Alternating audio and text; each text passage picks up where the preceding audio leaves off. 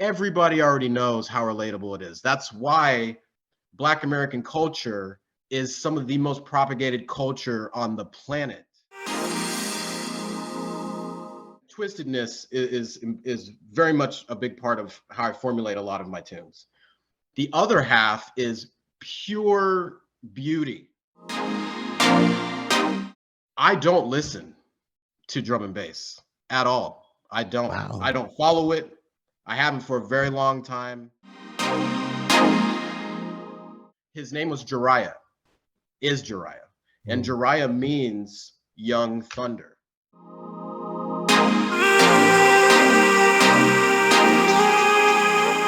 One more thing. Hello and welcome to a very special episode of One More Thing, where I am joined by Quentin Hiatus. The last time we spoke about Hard House, we spoke about Blueberry Quiches, we spoke about how you made a whole album in your car. So I'm really intrigued and excited to see where this conversation is going. I'm going to start with a question that might seem random to the viewers, but it won't seem random to you at all because it's the name of a tune. But it definitely seems fitting, as we've tried really, really hard to get this conversation going, but because of time zones and our hectic schedules, it hasn't happened. But I'm going to say to you this, I'm going to start the interview. Why do we make this so difficult? Right. Just as humans, I think we do. We overcomplicate everything and overthink things all of the time. And that really sang to me, that particular title. That is exactly the point of the title of that track. And that track is very important, as when my wife and I were expecting our son last year, I made that track in around April of 2022. And my wife was about 3 to 4 months pregnant at that time. And it specifically was about pure beauty, pure melody, and pure vulnerability, I'll say. And that the melody of that tune, there's almost put it like this. If you think of the type of music that would play out of a mobile in a child's bedroom, that's what that melody kind of represents. Wow, right? Just total innocence in that way. Absolute innocence, absolute vulnerability. And the reason for the name is obvious, right? It's like, why do humans make the acknowledgement of the beautiful parts of the world so damn difficult to see and to appreciate, right? Why do we make it so difficult to be vulnerable and to be more focused on beauty versus things like destruction, right? And that all came together for me, right, with that particular tune. And that's why it's the last tune on the album, because everything else builds up to this place of coming back to innocence, vulnerability, and being honest with myself. And for me specifically, if anybody that listens to my music can tell this, I have two very vivid sides to my music. It's either very ominous and kind of twisted and you can't really understand where it's coming from, very experimental, a lot of space. But again, twistedness is very much a big part of how I formulate a lot of my tunes. The other half is pure beauty, literally, and the focus is beauty, right? And that's kind of really how I formulate. I'm kind of giving my shit away, but that's how I've written tunes for the last 12 years, easily, probably longer now. And I organized it for myself in that way, right? Like I have these two different processes for both of those worlds. For me in electronic music, I was always driven towards the beauty of really intense chord progressions. So like, for example, trance, when I was really young, was super dope to me. I loved it. I loved the arpeggiated rhythms like crazy. And I still do. If you notice, a lot of my music has a lot of arpeggiated chords in it. A lot of my music does. So back to your question, why do we make this so difficult tune? is me being completely honest with myself about what I like, what I think is important in the world, and it is to honor my son that we did lose in. He ended up passing away September of 2022.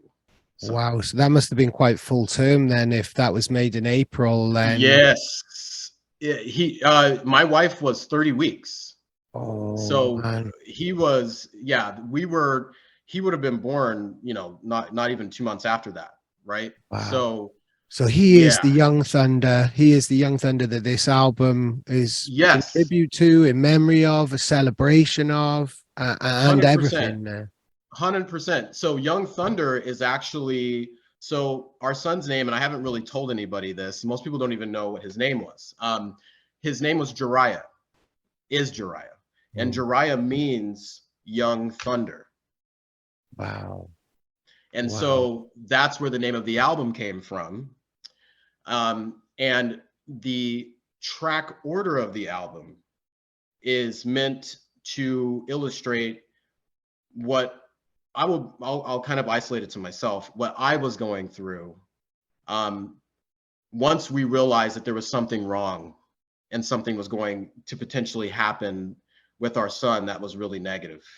And so the first track is really that starting point of all of the uncertainty. And think about it like when we were driving to the hospital, first realizing something was wrong, that's where that album starts. Wow. Yeah. I've Yeah. done countless interviews. This isn't the first time. In recent times, I've released a piece of music that was written in tribute to it was by a guy called Zona, and it was written out of respect to his partner after a really, really, really similar situation. So this isn't the first time this has come up in an interview, but it's always, it doesn't matter how long I speak to artists, music is so personal. And when a Yes. situation like this is, I'm pouring out deep, deep empathy just to try and even put my toe into your shoe and walk, even a footstep in your shoe makes me cry. It Yeah. makes me well Thank up. you. Like this is such a personal body of work, really, isn't it? It can't get any realer than this. No, and in fact, like I wasn't going to release it. And once we lost our son, I was definitely, I absolutely considered just foregoing the whole project. Yeah. Because again, there's tracks on the project I really don't even listen to myself because they remind me of the period in which my son was still growing and alive in the womb, right? So, and for my wife as well. So it kind of back to that, why do we make this so difficult? The last track on the album. My wife tears up as soon as that first chord starts in that tune, because that tune I actually made while our son was still alive. And it was kind of, again, it was this innocence, this beauty that was captured in that moment that we ended up actually losing in the end. So that song in particular, the last track on the album, is very, very emotional for both of us. I honestly, when I'm listening back through the album, I don't listen to that one. I'm gonna be honest with you because it's emotional, dude. Like as soon as that chord starts, it starts to, bring stuff up. So Yeah. And music does that anyway, doesn't it? Even when you yeah, take out, kind of the most painful circumstances you could ever go through, even if it just reminds you of a particular person, or it just music holds those memories much yep, better than a diary or a photo or a video ever could. It brings back layers, like how you feel, sometimes the smells that you could smell at the time, or what temperature oh it yeah. was in the room, and it hits you. So when it's something like this, which you've written yourself as well, it must have taken a lot of healing to get round to this point where you are able to put it out and tell the story and put it out into the world. Yeah, well, and here's the thing: when our son was still alive, the idea was I was going to release this album on his due date. Wow. So his due date would have been January 7th of 2023. Wow. And that's when I was going to originally release the album. But once we lost him, I had to completely reconfigure all of that, right? Because I had to get back to a place of even feeling good about releasing it, and if it was right to do it. When you go through something that exposes your, it forces you into vulnerability in ways that you try to avoid in your life, but you're forced to go there. You're not sure how much more vulnerable you want to be, you know? So I was definitely like, maybe this is a good time to take a break from releasing any music. But my wife, I will be honest, my wife was adamant. My wife is really the main reason why I released the album. Was when I brought up not releasing the album to her, and I saw her reaction to it, which was very much the opposite of what I was thinking. It was, you know, this is perfect. This is a perfect way to honor him. That's the reason why I kept going with it. Wow. Huge amount of love then to your wife there. The amount of strength that must have taken in that type of way. Wow. So the way that you've arranged it and the story that it tells is part of the healing process in a way, even though they're not ordered in the chronological times that you wrote them.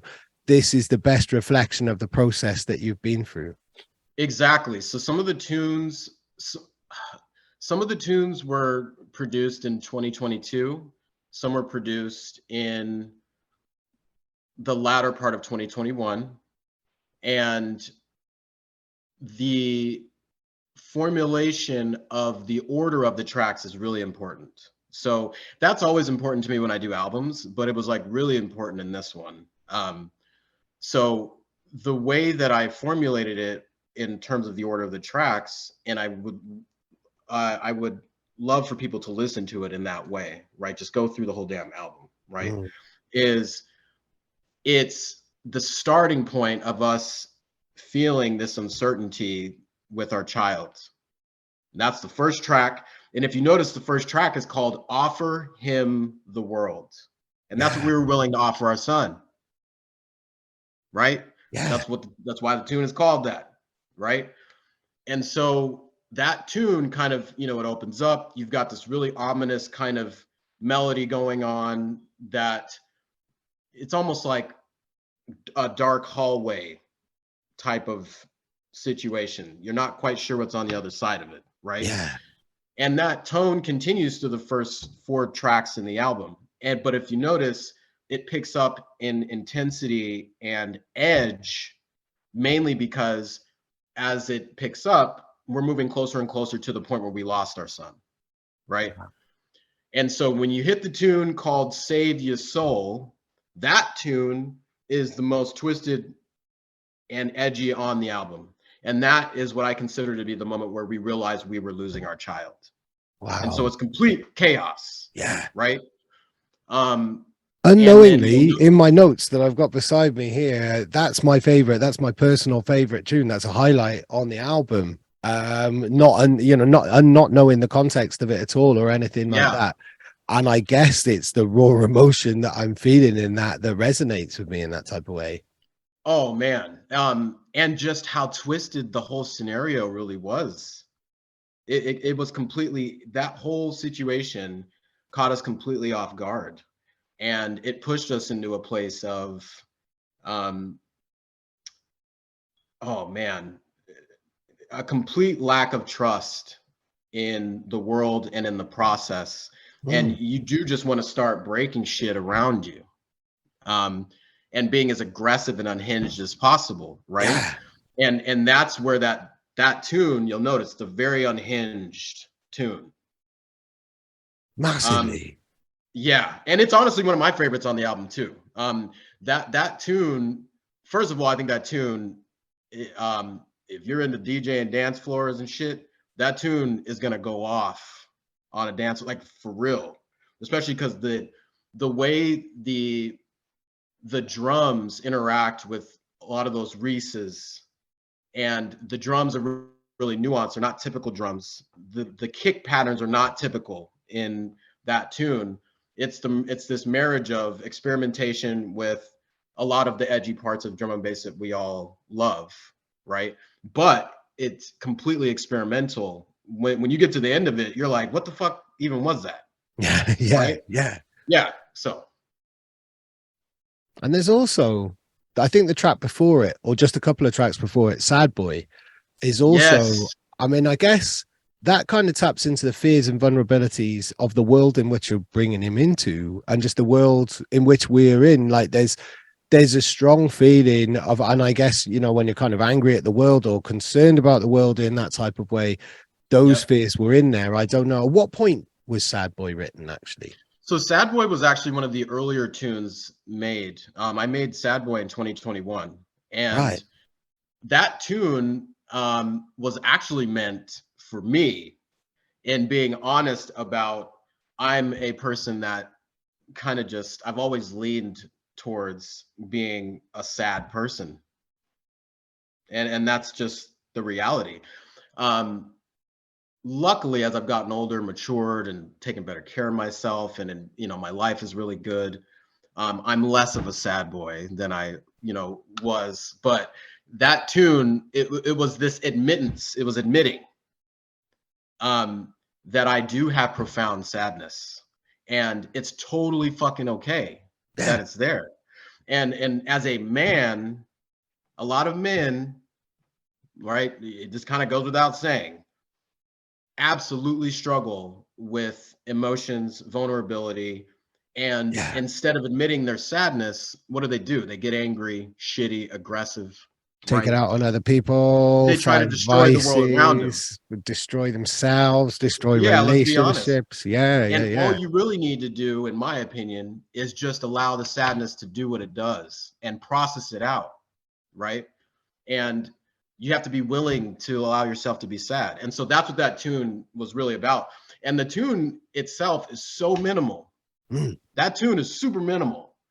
It's like when I make tunes like Sad Boy, I have a very specific, I'm giving out all my fucking cheat codes. I have a really no, but seriously, I have a really specific approach to these things. When I'm looking at tunes like that, I'm thinking of a 3-person band. Okay. I'm thinking of a guy on bass, a guy on lead guitar, and a guy on drums. And then I decide whether I'm going to have a vocalist or not. Right. And that's all that tune is: a sine bass line, a Reese bass line, the drums, Wow. right? The Reese is the lead guitar, the Mm. bass is the sine, the drums, the guy playing drums in the back. And that tune has a very important sample in it that is, I do a lot of sampling of very key foundational Black American figures in my tunes. And I Mm. have for a very long time. And I did that very strategically. I started doing that in 2013 is when I really started going heavy handed with that. I did I did an EP called Passive Boycott Yeah. for Translation Recordings, which is still to this day one of my favorite pieces that I've ever done. And that the tune Passive Boycott was this, it was me being fully bold with putting full Black American messaging around the struggle in my tunes, and not pieces of it, full fucking speeches Yeah, and yeah, yeah. So it's snippets. not used as a gimmick or a hook in any type of No, way. The man, it's meant message is for not diluted. everybody. Yeah. It's meant for everybody to stop Mm. and fucking listen. And when I play that, when I play Passive Boycott, because I play it out to this day, it sounds great on fucking systems. When I play that tune out and it breaks in the middle, and Stokely Carmichael's voice comes up and starts talking about elements of the Black American experience, everybody stops. I played this tune in Croatia last year. And you see people when those voices start speaking to them, like Stokely Carmichael, Nina Simone, James Baldwin, those 3, and even Toni Morrison, those 4 people, I sample a lot in my music. And those are 4 very important foundational Black American figures. And some of the, I mean, if I I don't have heroes and shit, man. I'm too old for that. I don't look up to people. I don't have that shit in my life anymore. But if there's anybody that inspires me, it's I am so heavily focused on foundational Black American culture Hmm. and exposing people to those voices that drove the development of our people. And people don't even know who these people are, right? Unless you're educated in the US in like Howard University or something, you're not going to know who Stokely Carmichael is and stuff. And so I felt like it I'm was my afraid I'm gonna job. have to, I'll have to admit ignorance myself as well there with some of those Yeah. names. And I felt like it was kind of a great time for me to subtly introduce those voices to people that would never hear them otherwise. Yeah. And so back to Sad Boy, there's a Stokely Carmichael sample in that tune that is very important to me and to other, I would say, to other foundational, Black American people.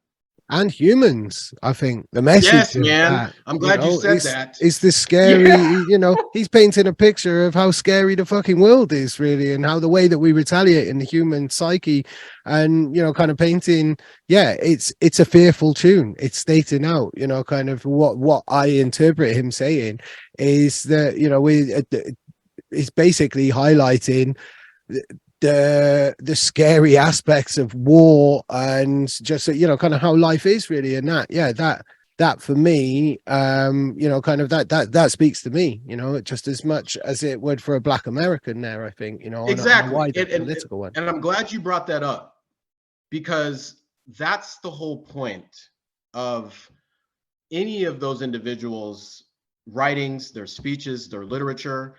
It is meant to help people understand the human experience. And that just because, let's say in those cases, we were talking about Black people in America, all of those principles apply to everyone. They apply to all of our societies. They apply to all of our lives. And the point of them putting those things together in speeches, in books, these people wrote novels, poems, speeches, essays, everything, right? The whole point was to get people, first, foundational Black Americans, to understand that there was a way to organize what we were going through in a way to really understand it, but also to help other people outside of the community understand that this affects them too, and that you could just as easily be in our position, right? And that's exactly it. It's a human experience thing from the lens of foundational Black Americans. Absolutely. Do you get much feedback on that from any of the tracks, kind of from Passive Boycott? All the time. Yeah. It's funny, especially people that start looking into those individuals. I've had people hit me up, and so people that are like follow my music have messaged me and sent me clips that they've found, and they're now reading, of James Baldwin, for example. They've been exposed to it, so now they're looking into his books. They're looking into more of his speeches and things like that. For quite a few of my Black friends here in America, a good homie of mine, D. Martell, here in Arizona, Sinistar, who's a very close homie of mine, we talk about this stuff a lot.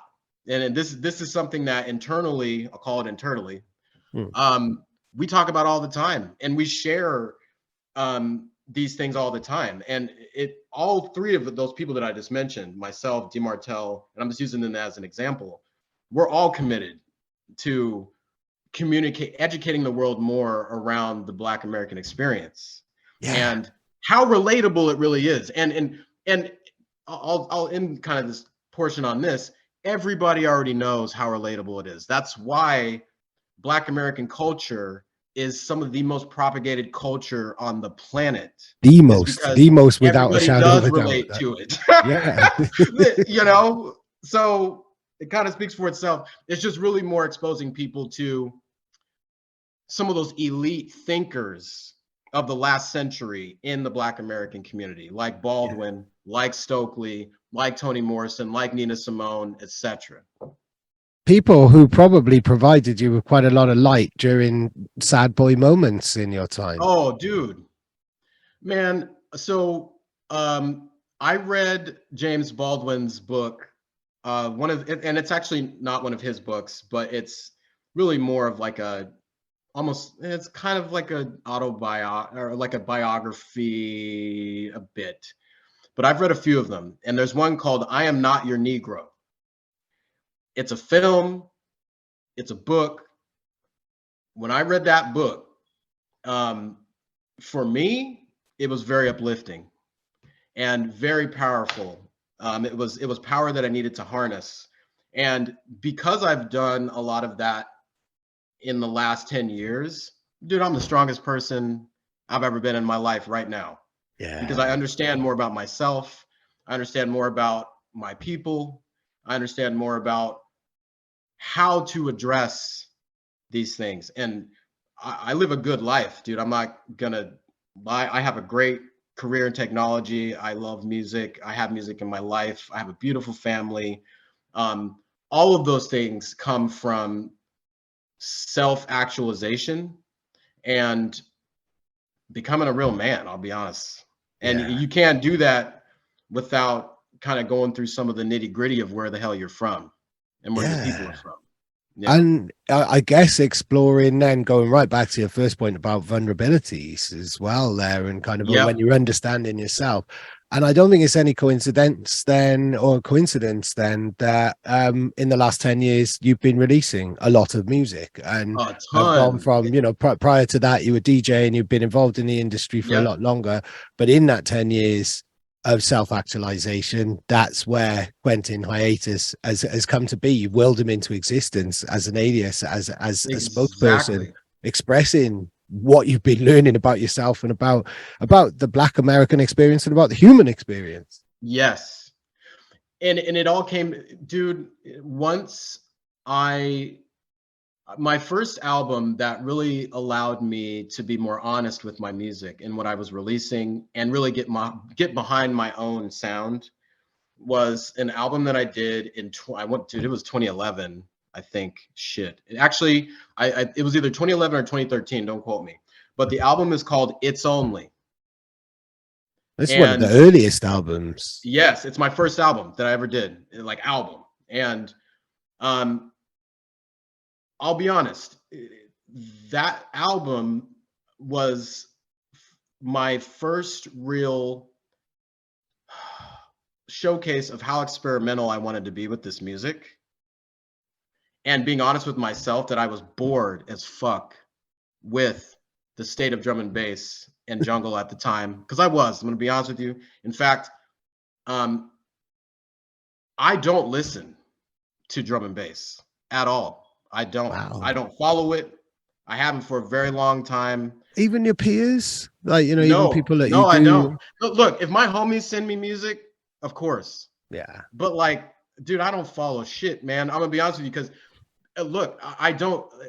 For my creative process, I don't want to know what everybody else is doing. I don't care what they're doing. I don't care what the sounds are that they're using, what's popular at the time.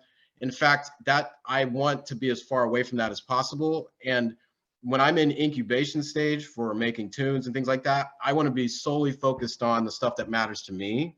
And what you're manifesting inside, your own 100%. Ideas. You don't want to be sidetracked. You don't want to be diluted, everybody else is doing. I don't fucking care, in any way. To be honest. No, I don't. Dude, and it's no disrespect to drum and bass or anybody in it. It's not about that. It's about, for me, I derive my inspirations from completely different places. And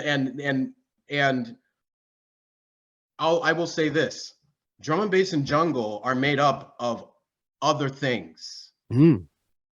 It's made up of jazz, soul, funk. Literally almost all of the breaks that people use are from Sam Cooke tunes, Isley Brother tunes, James Brown tunes. It was never about anything else. It was always about other influences being smashed into a particular session at a certain tempo. That's all That's the anybody's fucking beauty of doing. it. That was the beauty of it. And going again Exactly. back to the kind of twistedness and the innocence, that Yeah. sums up, I was going to say that at the time, like that sums up the essence of jungle drum and bass, and the original melting pot Yeah. is that kind of massively contrasting things. And it would be people sampling records that they grew up with and breaks, Exactly. and then the most furious, hardest kind of, the way how much they could twist technology then to make it come all together. And it was that contrast, the twistedness and the vulnerability of those kind of, almost a meeting of two different musical genres in that way. And you're absolutely Yep. right. That is the fundamental essence of what this music is. Yeah. And so once I started realizing that, and I was getting even more into focusing on Black culture again, I was like, what the fuck am I listening to drum and bass for? What I need to be, no, I'm serious. I'm like, Yeah. what I want to listen to is the stuff that really I relate to. And I'll be honest with you, it's a lot of Black American stuff. It's jazz, it's American rock music, even punk, American punk, hip hop, neo soul, R&B, again, our Black leaders. Those are the things that really make sense to me. And once I started not listening to drum and bass, and I what's funny, I tell people this shit all the time, and they look at me. It is the looks I get from people in the drum and bass community when I tell them, dude, I don't even listen to this shit anymore. They no, I'm serious. I know they I'm take it. laughing, but it's the way that you're phrasing it. And I get it. I'm not laughing in any negative way because I get it. I hear it a lot. And it used to blow my mind when I started being a journalist and I talked to a DJ and I'd like fanatically riff off loads of artists' names and releases. And they're like, right over the top of my head, bro. I'm focusing on my work. I'm an artist. Exactly. It's my role. And someone said this to me last night at a gig. They were like, the amount of knowledge that you have compared to most musicians is incredible because most musicians are focused on their own thing. You're zooming out and looking at everything. So when I'm laughing at what you said, it's because I've heard it and it's so true. People like the less you listen to the genre in which you are a practitioner, the more likely you are to stand out and be unique. And going 100%. through your I've lost count of how many albums you've done. And chatting to you before we press record, you've lost count of how many albums you've done. Dude, I did two. I did two albums just last year, right? So wow. I did FLD Forever 1 and 2 just after. So I had kind of finished a large round of tracks with Ram, where between 2018 and 2020, I did about 10 different songs with them across a couple different EPs and things of that nature. And that was an absolutely lovely experience. And I mean, it's still part of the Ram family and stuff, and shout out Jim, my homie for life, dude. Jim and I have known each other for a long time. I love that dude. If you see this, love you, dude. Hope you're good. Yeah, go on. Yeah, big up Jim. I've worked with Jim over the years and known him for a very, very long time as well. So yeah, no, go on. We'll both. No, he's a great dude. And after doing Mango Ice Cream, which was released in 2021 on Ram, I needed a break.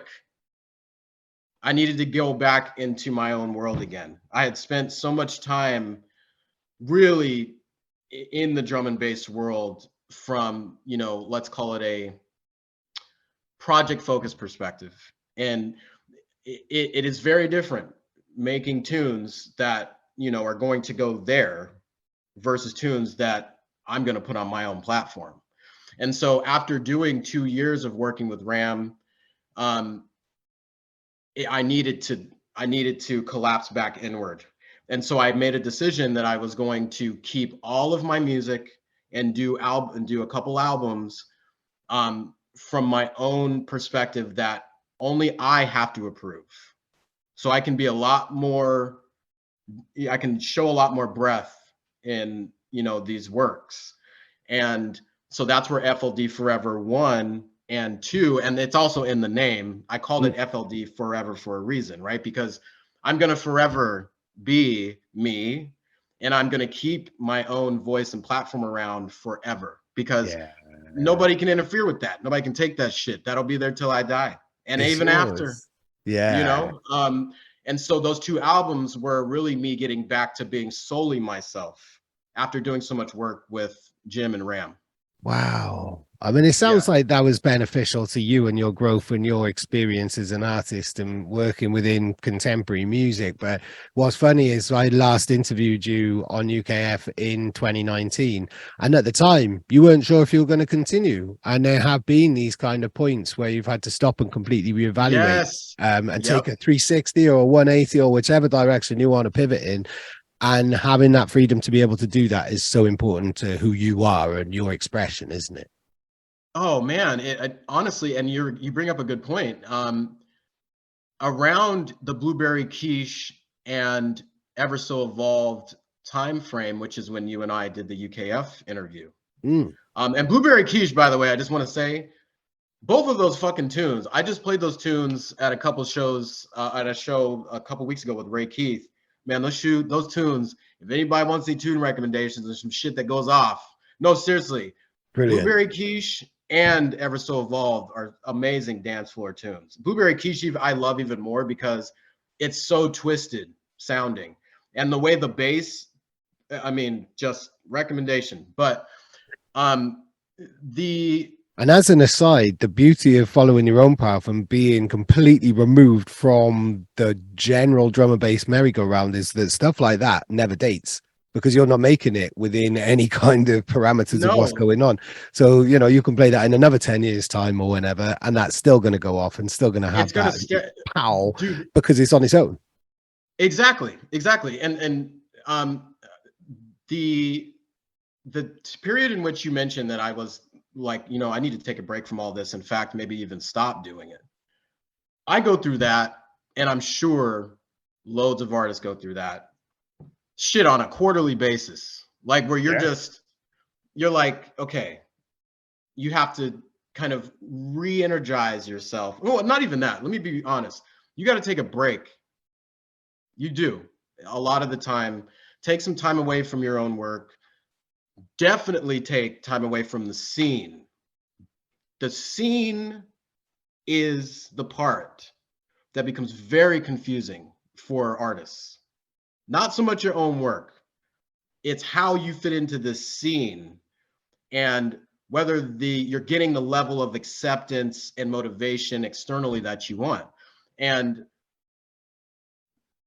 the beauty of focusing so much on my own work and my own world, my own label, is I'm immune to that shit. Yeah. It's like, you know, I'm immune to it because and actually what I'm trying to do nowadays is almost completely remove myself from the drum and bass scene and just be a person who produces music at a certain tempo. And if you like the shit, cool. If you don't, doesn't fucking make a difference to me, right? There's gonna be plenty of people that do. And it's really more to me about finding lookalikes around the world. And in fact, Kindred from a marketing, spirits. yes. And even from a marketing perspective, that's all I'm focusing on with my label is lookalike profiles around the world. I'm not looking for everybody. I'm looking for people that are similar to us, right? And want to come along for the ride. So that's really interesting. I mean, can you just hear that in the music? Do you think if you did a blindfold test and you heard it in the music, or do you have to have a conversation, you know, like this and shoot the shit and go, no, okay, we're on a similar vibe. You want, you know, we both have similar or complementary. It doesn't have to, you don't have to share the same vibe. That can be very boring, but complementary attitudes towards creativity, towards the music and stuff like that. Or is it something that you can just feel in the music? You know, have you been able to put your finger on it and heard a tune and think, I think I'm going to get on with that person. I think I could work with that. Oh, person. You mean like if I'm signing artists and yeah. When you're on the lookout for anybody for Free Love Digital. So yes, like if someone shares something to me that I can tell is nuanced, I can tell this person is experimenting, I can tell they're deriving their sound from something that is already meaningful and they're driving towards something meaningful. You can tell that really easily within drum and bass though, right? Yeah. There, especially because drum and bass, and not just drum and bass, all musical genres at this point are very formulaic, right? There's absolute proven formulas for these. And a lot of people get on YouTube and they start learning how to produce drum and bass from other people. And guess what their fucking music sounds like? Everybody else's shit. So I can tell when people have done that. I can tell when people have been in their own world long enough to where they have their own voice. They're not regurgitating shit that they saw on YouTube. They're not regurgitating processes, approaches. And so actually with Free Love Digi, I made this decision 2 years ago, and I've been experimenting with it ever since, and I love it. So any artist that I ask to do a project for the label, in which the label very much has like a family at this point. There's a group of people that pretty much you're going to commonly see on the label. They all end up kind of like that. I do not, and this is real, I love this. I do not tell them what they can put on their shit. Yeah. I literally go, no, I'm serious. I go to an artist. Total I'll freedom. say to my friend, let's say Thomas B, right? A good friend of mine lives in Tucson. He's been on the label a long time. He's a very close friend of mine. We grew up DJing together, all this shit. I'm like, Tommy, if you want to do an EP, make the tunes, just send them to me. I'm going to send them to be mastered. I don't fucking sit there and A&R their tunes. I don't scrutinize any of the shit. I'm not like, this is going to come in, this one isn't. I don't do any of that anymore. If I pick you to do a project, it's because it's you as an artist, and I want you to do whatever the fuck you would do. Yeah. And I'm not going to screen it. I'm not. I'm going to send it right to mastering, and we're going to move on with marketing and all that bullshit. That's great. That's so quite an exhilarating experience for you as a label owner then, because it's like, wow, what are they going to come up with? And once you've said that, you can't go back on that now. So you've given this kind of freedom. You've given them the key to Free Love Digi.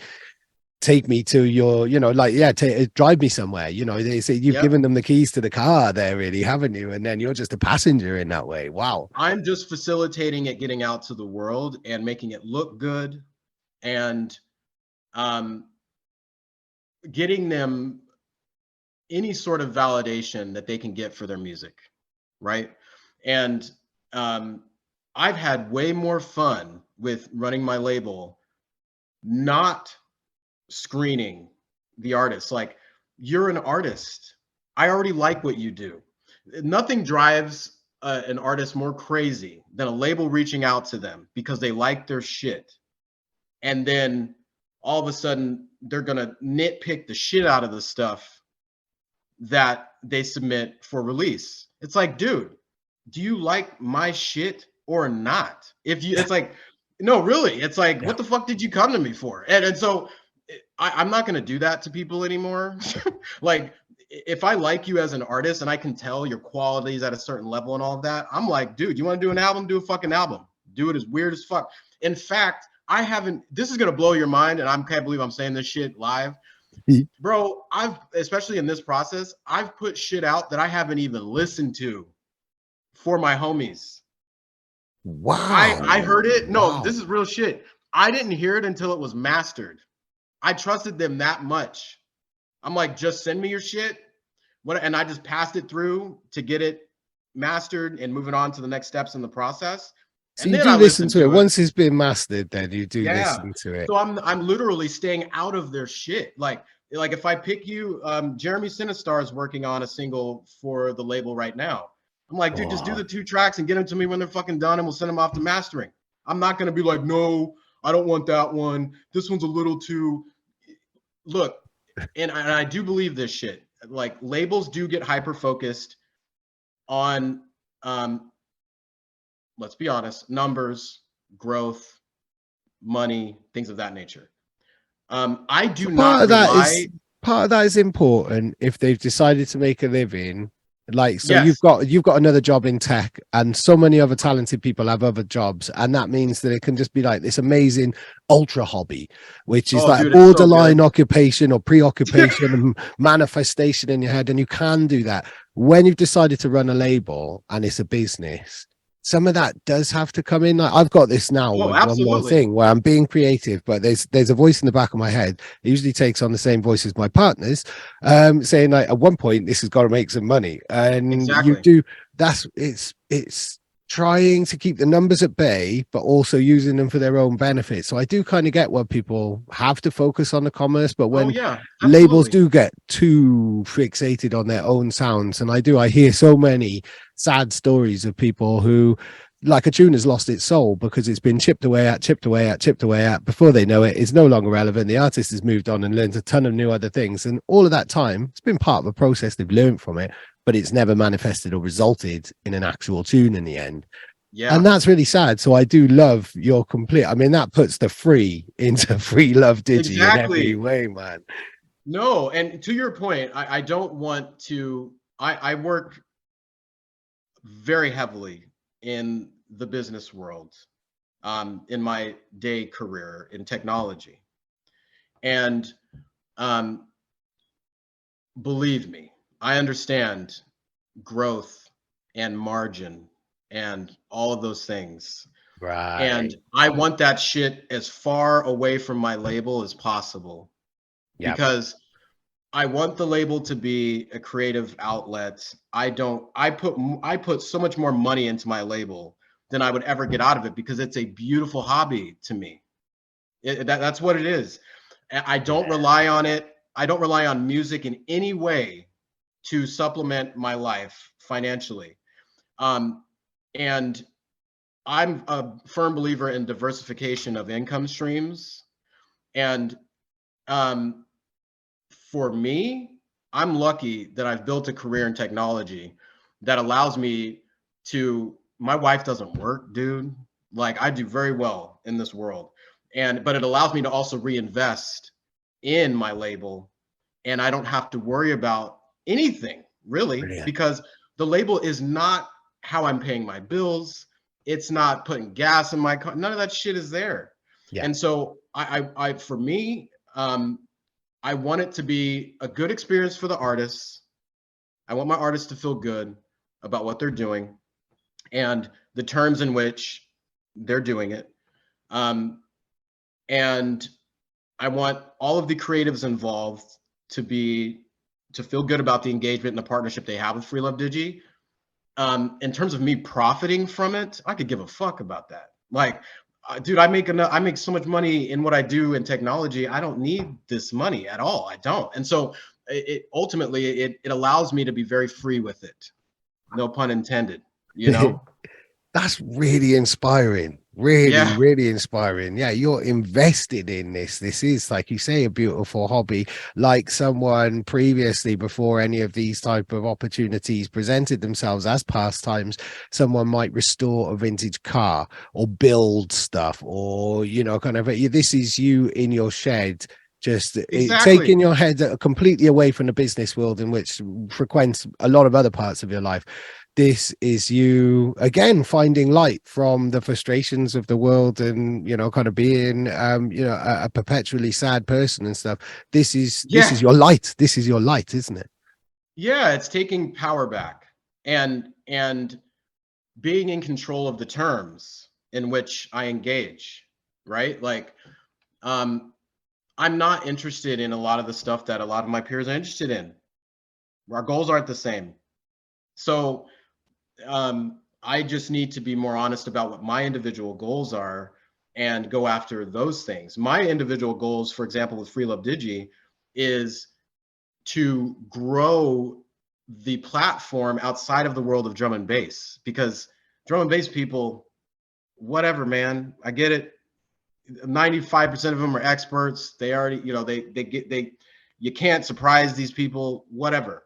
There's an entire world outside of drum and bass of people that would love to be exposed to something new, would love to feel nuance in their life. They would love to be the person to introduce someone else to something new, right? And so, in fact, all of the marketing that I put dollars-wise into Free Love Digi has been focused on American people that are either into gaming, some other nerd shit, alternative music. I'm looking for alternative people, right? That already just are music lovers and lovers of, you know, art, media, dance. That's who I'm focused on. So I spend a lot of time in the dance world. In fact, dance is a very big part of what I love. And actually, I spend more time following that than anything. Wow. And so think of foundational Black American dance styles: popping, locking, waving. It's fascinating when you go around the United States and you go into all of the urban communities regionally, there's literally regional dances in every part of the United States that are specific to those regions. Brilliant. And Are they completely different languages or are they different dialects? well, everybody,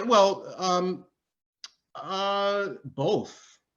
Because like if you talk to a brother from New York versus a brother from Memphis, man, the vernacular, the accent, terminology, everything is way different, way different. Their culture is totally different, right? So therefore their dance styles and stuff that they formulate are totally different. Yeah. So yeah, like for example, in New York and in Jersey, getting sturdy is a big, kind of focus in terms of their dance styles and stuff. And that's kind of some of their newer, they call it getting sturdy, right? In Memphis, it's all about Memphis jucking, which is a totally different discipline, different dance style. In Chicago, it's footwork, right? They're all different. In Texas, they've got their own set of moves and culture and things. So my goal has been, in reality, with Free Love Digi, in terms of who I really want to expand the label out to, I want more foundational Black Americans that are not aware of this music to be involved in it, especially because so much of what this music is made up of is stuff that they already love and they don't even know it. Yeah. So literally, when I'm doing, there's a lot of potential there, isn't there? Because I mean, if you think about like Juke and Footwork, and that period where you started releasing music, and you were getting fed up with drum and bass, a lot of people were, and it was getting incredibly cheesy and mainstream. And then one of the most interesting things to happen at that point in the 2010s was the emergence and the cross-pollination with Juke and Jungle, which kind of brought back that jungle sound and stuff. And there were loads of really interesting DJs who weren't part of the scene. They weren't part of the established drum and bass gentry, if you like. They were coming in from other directions and bringing all of these new sounds and fusions in, which was really exciting. So there is probably a hell of a lot more potential for that type of thing to happen with other regional dance styles and stuff like that as well. This is huge. And rhythmically, because that's what people start to forget. You're looking for alternative rhythms that are going to do different things to the body and to the brain, right? And that's where Black people shine very beautifully, is endless rhythmic configuration. And seriously. And so that's where I've focused, for example, in terms of my own production and music, even, right? I will use, for example, from the kick layer level, I'll use let's say either Chicago footwork type. I'll use a Chicago footwork type of pattern just for the kick area. But then everything else above it is going to be, let's say, trance focused. And so you have this beautiful marriage of two completely different worlds. And guess who I can now introduce this very electronic music sound to, but they're going to pick up on that underlying footwork rhythm and relate to it, is foundational Black people. They're going to feel that shit, and they do. And so when I focus on marketing with Free Love Digi, I'm hyper focused on American people, and ideally Black Americans that aren't aware that there's more out there for them and to enjoy and that they can participate in. Wow. But what progress have you made with those dancing communities? So a lot of my experimentation has been really with the Free Love Digi Instagram and using lookalike targeting via digital marketing, right? And if so, I'll put it to you like this. A year ago, actually probably even less than that. Let's say 8 months ago, the Free Love Digi Instagram was pretty dead. I didn't do anything with it. It was like 150 people. We're at about 5,000 people right now. In about no dead ass, it's almost at 5,000, and that entire footprint has been focused on that profile that I was talking to you about. American people first, and not that it's not like America first like that, but I want more American people to be aware of the shit that's going on, right? So American people first, really specific focuses in terms of those types of people, so that the interests that they have. Basically, I'm looking for nerds. I'm going to be honest with you. I'm looking for people that are fucking kind of misfitty, nerdy type people. And within that, high focus on Black Americans that are in that, what we would call more of the Afro punk category, who are alternative, right? All of those new followers on the FLD page are from those campaigns.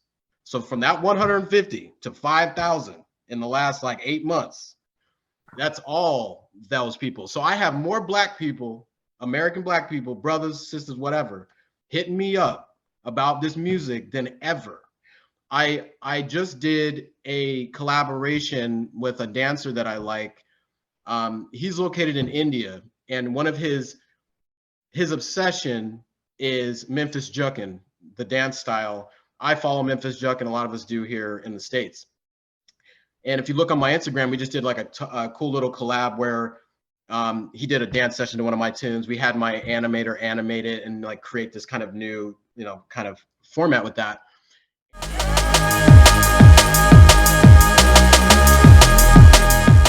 And just from that project, there's a ton of people, Black people from Memphis, hitting me up that want to do projects really similar to that are in that dance community, that are like, shit, I've never heard music like this. We didn't even know that we could do our shit to this, right? So it's working out, man. It's beautiful, and I'm going to continue to do that. Like, so when I'm doing marketing efforts, I don't target the UK at all. Not like, very little of my time has been spent targeting anybody outside of the United States, and I do it because, again, my goal is to get more and more young Black dudes, young Black girls, and everybody in between to be aware of what's available to them in the music world. And it's not just, brilliant. And give I love that, because otherwise, recognize, and the key is to give them something they recognize and they can immediately relate to, but also be exposed to something new at the same time. Yeah, that's amazing. And I think you're absolutely right. Like, marketing to the UK, why? There's so much noise here. You want to get new ears, you want to get new people, like new people involved,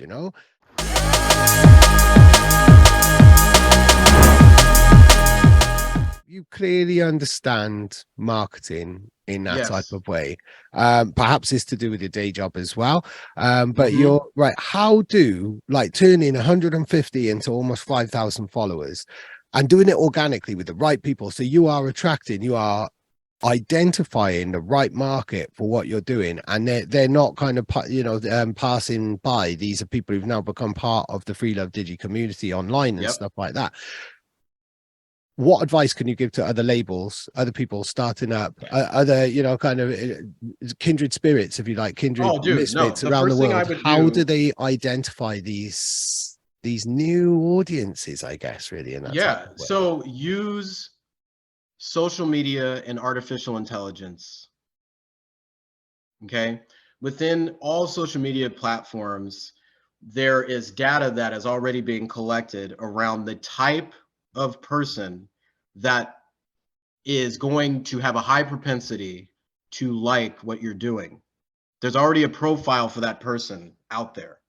And what you're looking for is, once you build a certain amount of follower base, let's say even just 150, within that 150, there's a profile that's created. And what I've been using is called lookalike profiles. And lookalike profile, that's across Facebook, Instagram, and really any ad-based platform has artificial intelligence that it uses to formulate these profiles.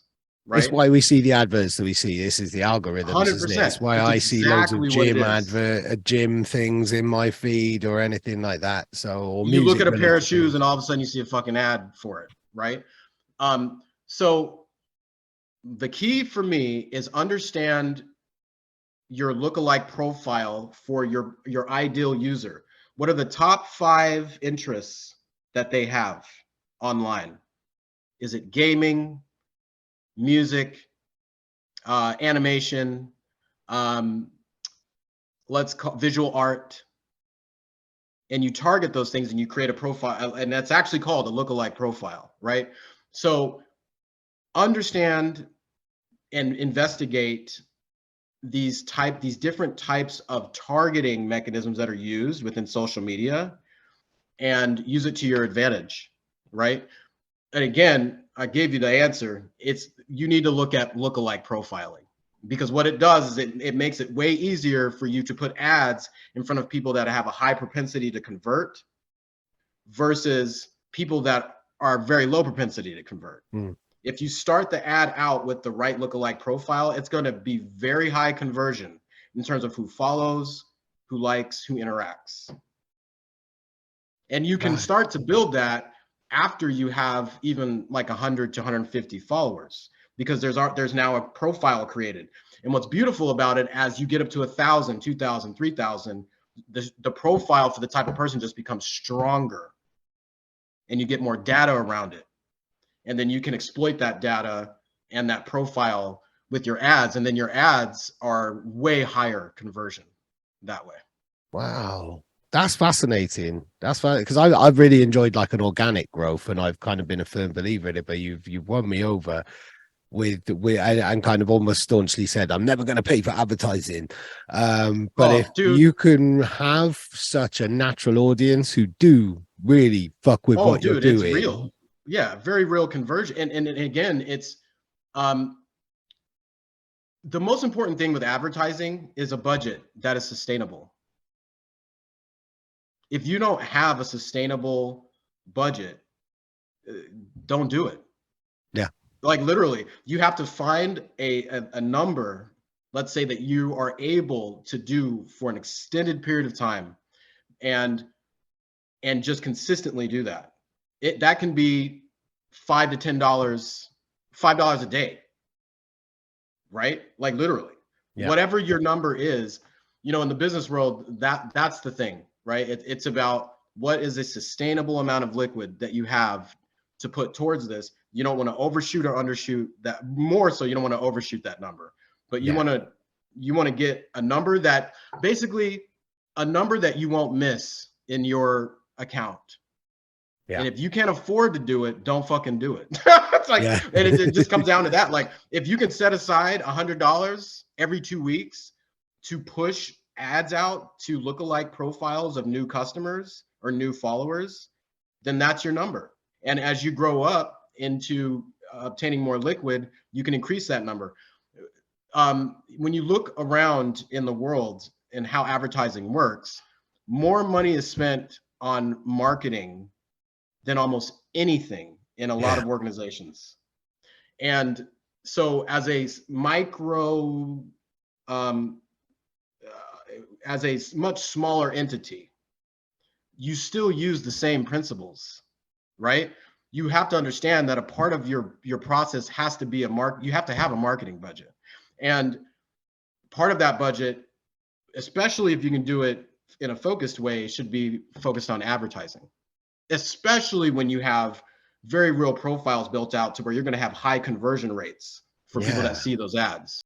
That's fascinating. You're reaching out into these exciting new audiences, joining dots with people, bringing this music to people which they've never heard of or been aware of, and also bringing in other kind of artistic disciplines and stuff like that, with dancing. And this is all sounding really inspiring. To the backdrop of this, America is probably having its biggest kind of renaissance for drum and bass, with a new generation of artists coming through.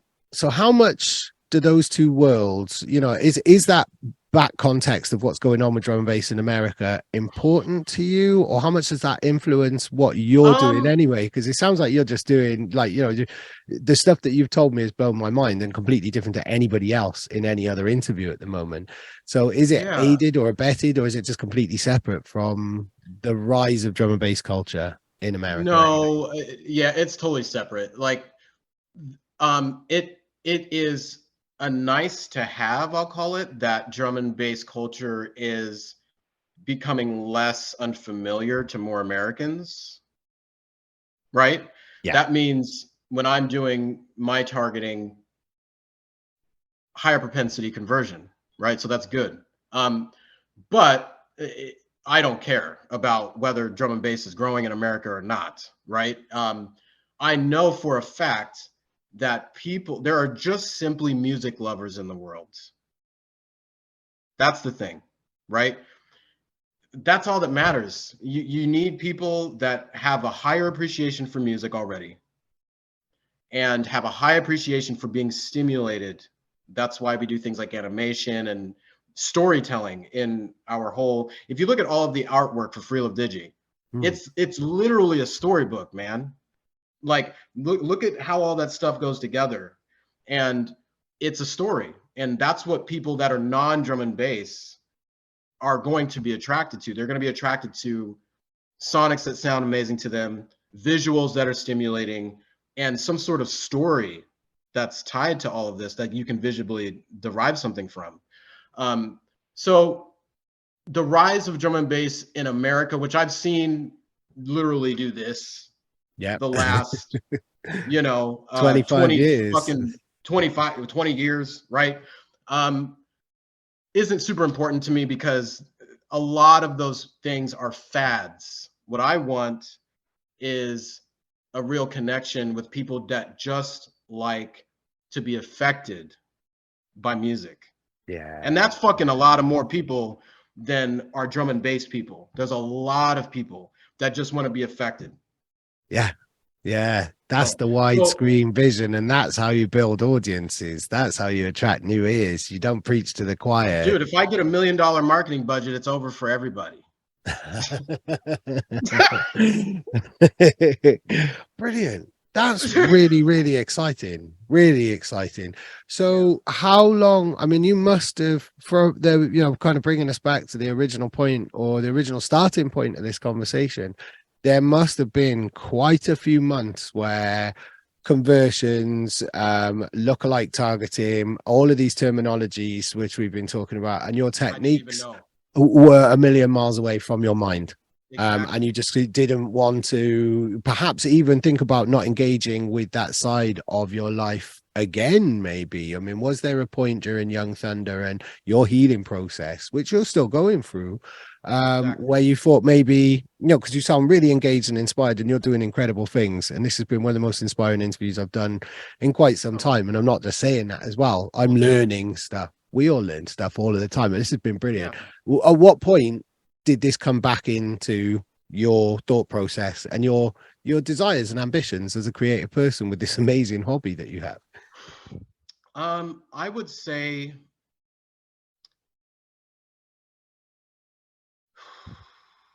after my son's due date, which was January 7th,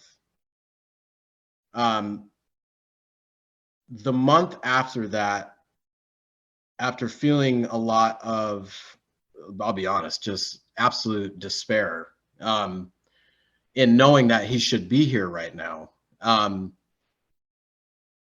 I had this understanding that I needed to take his energy and just keep going. Yeah. And I needed to turn the shit back on and enjoy the parts that I enjoy, and just don't do the shit that I don't. And the parts that I enjoy are the things that I just explained to you. You can tell I enjoy them. Right? Yeah, man. And that's the thing, is it was getting past his due date was a big thing for my wife and I. Yeah, a huge fucking thing. Like, dude. So once I got past that, it was honor your child by continuing being who you are, and do it even harder now. Like, do who you are, like, even harder and unapologetically. So I would say really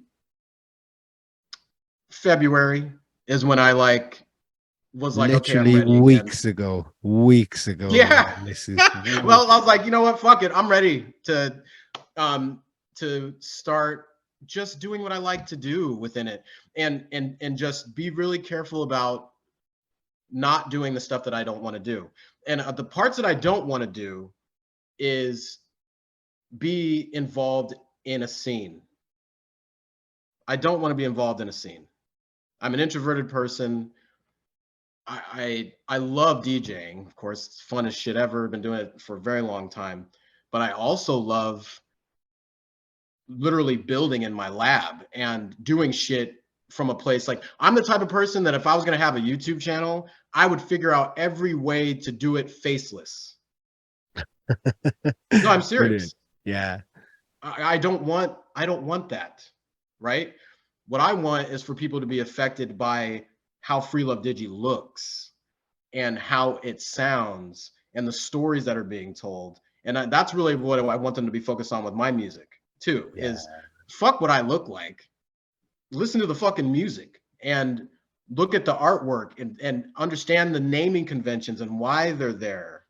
Like, start to unpack this stuff for yourself. So that's the stuff that I enjoy more. And really, it's been very recent that I've been able to really revisit, for example, even wanting to grow the Free Love Digi footprint. So yeah, it definitely took getting through our son's due date for that. Wow. Yeah. It's inspiring how you've done that, really. And now I think to finish off, tell us, tease some of the stories and some of the things that we can unpack in the future. What comes out now after Young Thunder? So I have a whole album.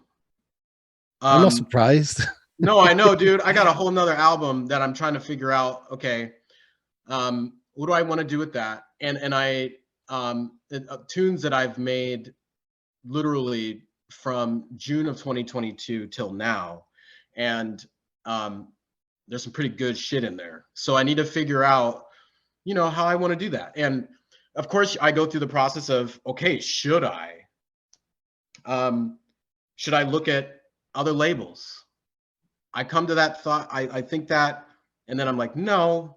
I mean, really, I bounce a lot of stuff off of Jim. Jim and I are friends. We're not just, label colleagues.